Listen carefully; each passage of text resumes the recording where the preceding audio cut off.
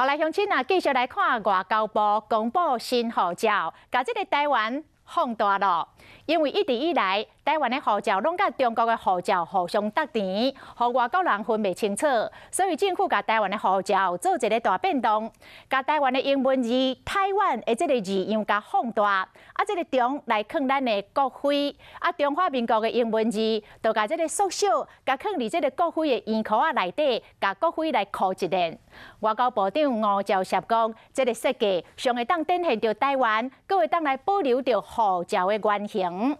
这个新版的护照，每年1月要来发行。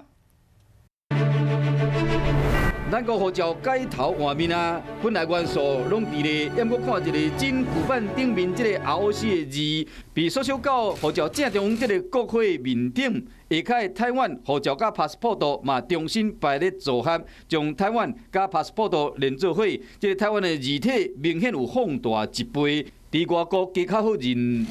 也不断的希望说我们能够凸显台湾的这个能见度，也要避免被人家说是误解为来自中国。现行的这个做法最能够避免外界的混淆。新版护照估计2021年1月要上路，换发的规费共款是1300块，若是换发加印要通知各国的成本，外交部讲唔免烦恼。这次护照改版是在现有的预算额度之内，不增加额外的费用。因为原来的预算我们明年编列的是150万本，那现在看起来根本不会到达那个数字。新护照要为台湾提悬国际能见度，嘛希望赢为个人的国际地位，加自我的认同感带来新气象。